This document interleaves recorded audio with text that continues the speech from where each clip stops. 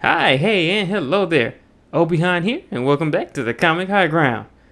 Okay, we got some DC again. I hadn't covered DC or talked about anything DC in a long time actually, but Superman, James Gunn's Superman is out. I have seen it, and just right off the bat, it's freaking awesome. Okay, just go see it. The quick answer, go see it. All right, cool. So we're gonna talk about some slight spoilers, but I'm not gonna spoil you too much because I do want you all to go see the movie. It definitely is worth the watch, and it has some twists in the movie that you definitely wouldn't see coming. Um, I guess I really want to address some of the things that people have said online too, because a lot of people, particularly like Snyder fans and stuff, but also the usual suspects, if you will, have been they've had some strange complaints about the movie, right? Like this whole thing about Sean Gunn talking about Superman being an illegal alien, basically, and they were having fits about that. But it's like, yeah, he is. That's exactly what he is.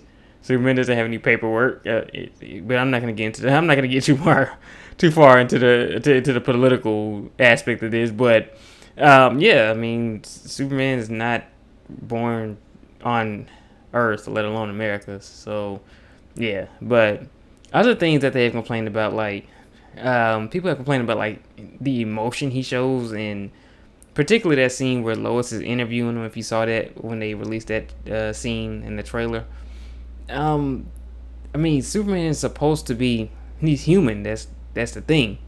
Superman has emotions. Like badly written Superman stories depict him as kind of like robotic or perfect or something like that. But Superman has emotions. That's one of the things that makes the character interesting, because if you're talking about an invulnerable character who can't be beaten essentially, then that's boring.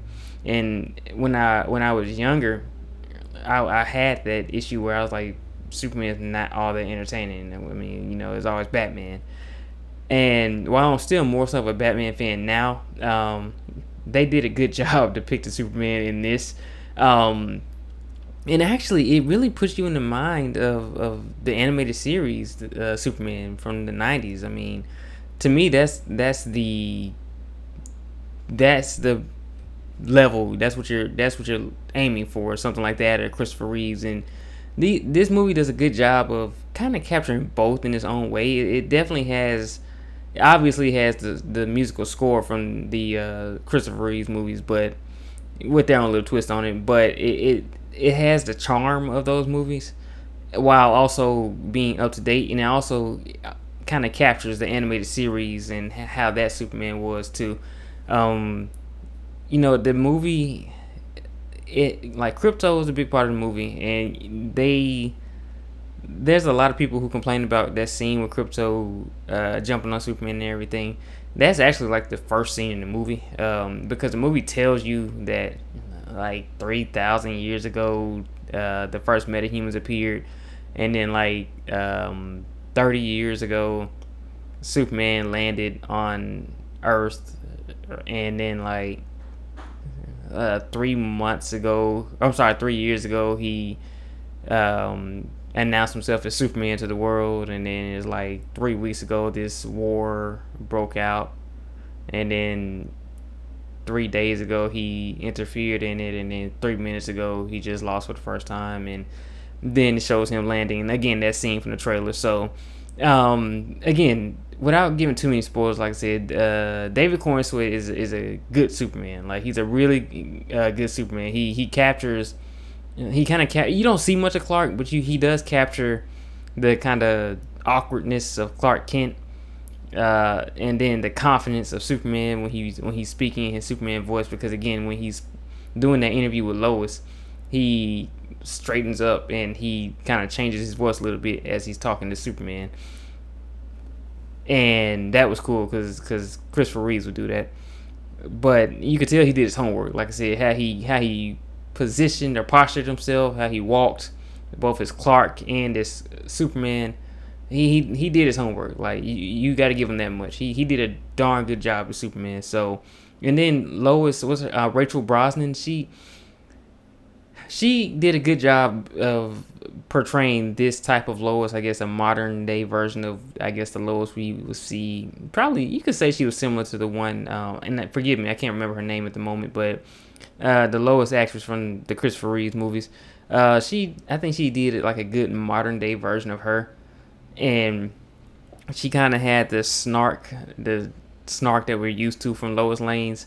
My favorite Lois, again, I'm biased, but my favorite Lois Lane is really the animated series Lois Lane, because she had these one liners and everything, and she was real quippy and always in trouble. But you loved you loved that Lois. That Lois was awesome. But yeah, and then Nicholas Hoult is Lex Luthor. Like, I know that actor is beast. Like, to me, he'll always be like the young beast from the X-Men First Class movies and everything. And he went from like that nerdy kind of goody two shoes beast to an absolute maniac madman as Lex Luthor. I mean, he did not phone it in at all. This dude is Lex Luthor. He is the definitive Lex Luthor right now, because he displayed the genius. He had the arrogance. He had the pure like disdain when talking about Superman. Like, all of that. He had that in spades. He did a good job, and I don't know if this is his first time playing a villain or not. If it is, he did a damn good job though, and I'm looking forward to seeing what he can do in the future as Lex Luthor. The Justice Gang, as they called themselves, the Justice Gang, which was Hawk Girl, Green Lantern, Guy Gardner, and Mr. Terrific. They were a good standout in this movie. They didn't have a whole bunch of screen time, but they did good for what they were allowed to be in, I guess. Guy Gardner was a prick, which is pretty much on point. That's Guy Gardner for you. Hawk Girl was really good. It was not Shira. I do know it's Kendra, but Hawk Girl did a good job. I can't remember who it was. I saw some YouTuber review and say that she had no point, or she really wasn't in the movie, or she served no purpose. But she served a purpose from the standpoint that she had one of the coldest moments in the movie towards the latter half of it, because the guy that she had, the dictator or whatever that she scooped up, he was kind of taunting her. He's like, "Yeah, you're not, you're just like Superman or whatever. So you're gonna do just like Superman. Yeah, you're not gonna hurt me or whatever." And she kind of looks down at him. She's like, "I'm not Superman." And then she basically drops him, which is, I love that scene, because I was like, "Yeah, that's my hot girl. That's my hot girl. Even if it's not Shira, that's my hot girl." And funnily enough, I actually met Maria Canals-Burrell, the voice actress for Shira Hall, at Comic-Con this summer, and she had actually met the actress playing Hot Girl, so that was cool. And she said, I think she was telling us that she wouldn't mind playing in like Hot Girl's mom in those DC movies, so maybe we should petition for that. But yeah, and then Mr. Terrific, honestly, out of the three of them, we would probably have to say that he is probably the most, or he had the most screen time of the three Justice Gang members, because he's the reason that he pretty much helped Superman throughout the whole second half of the movie, the second arc or whatever, not second arc, pretty much the second half of the movie, because honestly, and I guess to understand what I'm talking about, I go ahead and give you another slight spoiler, but Lex Luthor busted into the Fortress of Solitude, and there was this message that Clark would always listen to of Jor-El and his mom, and they were talking in Kryptonian, and the message was damaged on his way to Earth. But what was translated was basically a message saying, you're going to Earth, you're gonna be super powerful, take care of people, and that's the gist of it.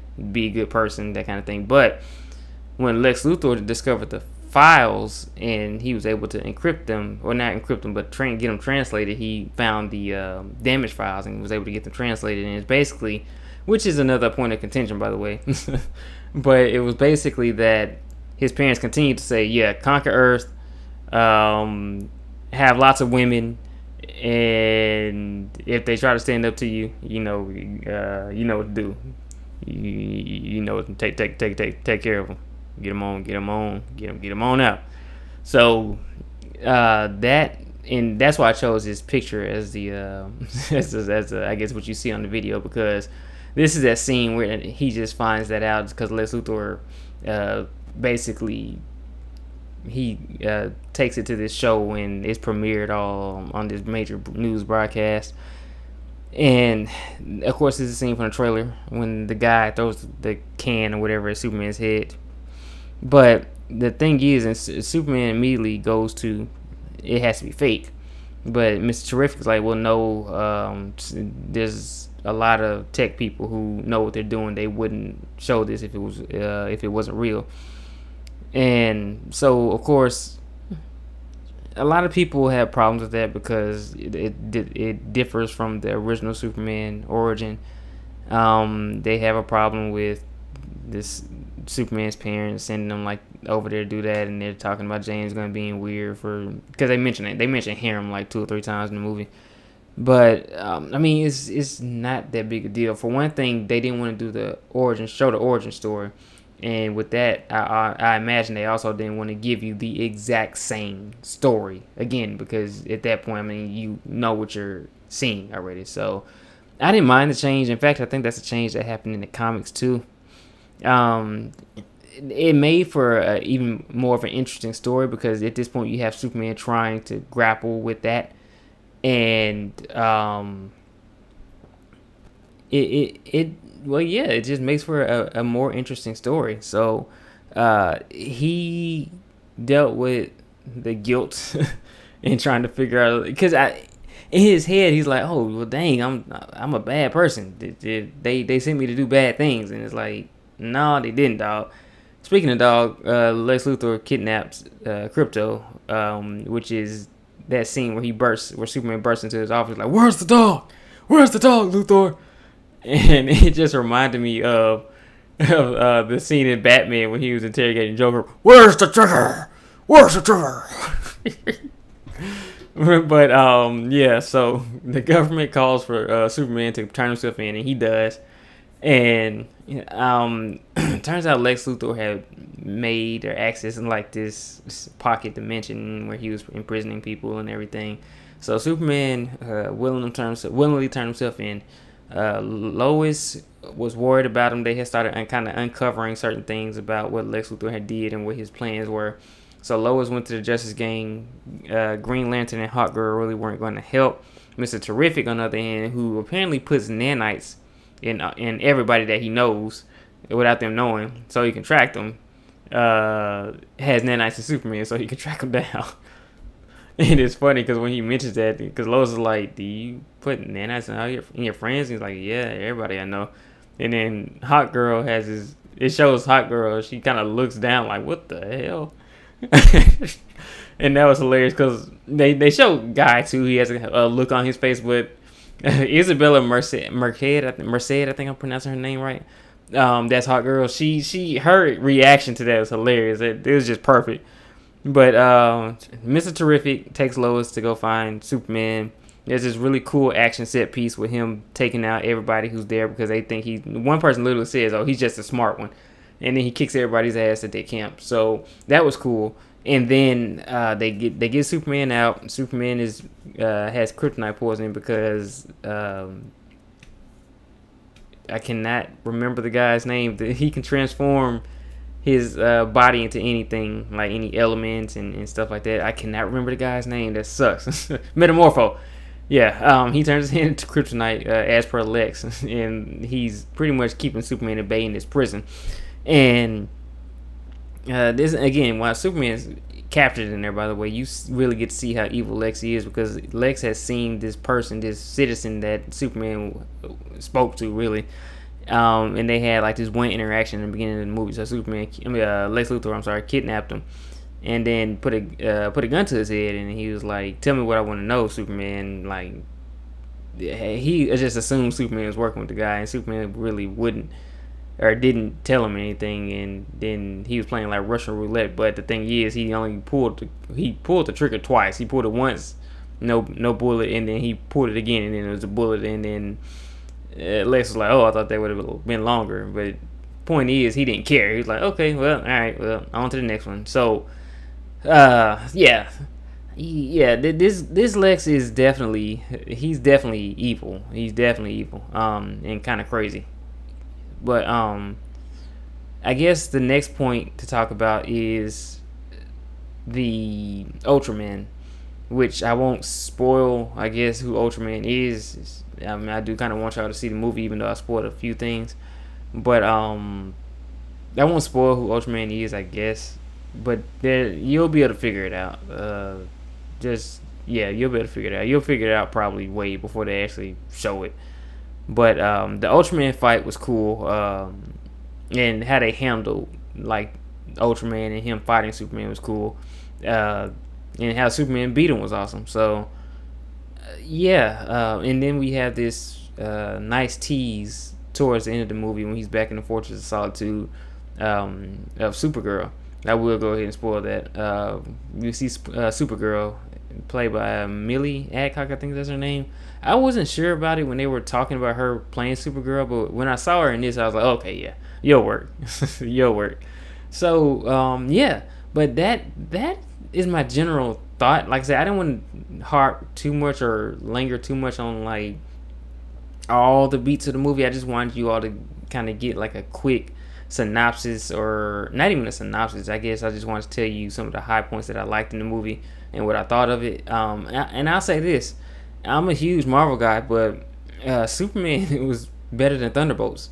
So, yeah, it was better than Thunderbolts. I can say that without really saying that's crazy or whatever, because Thunderbolts, again, y'all heard my reaction to it, but Thunderbolts, the way it went off, I was not a fan of that. But Superman, it was great. I don't think there's anything I would really complain about too much about Superman. Off the top of my head, I can't think of anything. Like it was a really good movie. Fantastic Four they have some big shoes to follow up with. I think they can do it, but with the landscape of comic book movies and comic book media and reviewers and fandom and everything, there's a lot of negativity thrown towards Marvel. So it's got even though it's Fantastic Four, and Fantastic Four shouldn't have an uphill battle, it has a little bit of an uphill battle because people are gonna spread these narratives and they're gonna purposely try to downplay the movie or try to insult the movie. Just what they do. I mean, they do it all the time. They did it with Ironheart. Yeah, Ironheart was good. But yeah, let me know what you thought of Superman if you've seen it already, because I enjoyed it. Like I said, I think I've seen it twice now, and it's just a good movie. It really is. James Gunn did a good job. I'm eager to see what he does moving forward with these characters. I really wish that they could use the Batman, or that they would use the Batman, Robert Pattinson's Batman, because his age and Superman's age kind of fit. But with Matt Ryan and his, I want my Batman to be realistic, that BS. Because you could totally have a realistic Batman when he has villains like Clayface. But anyway, I kind of hope that they get away from that idea. Maybe they do bring in Robert Pattinson's Batman to be the Batman to this Superman, but we'll see. So hit that like button, drop a comment to let me know what you thought of this. Let me know if you've seen the movie or not. Subscribe for more, and remember, we have the high ground. Catch you later.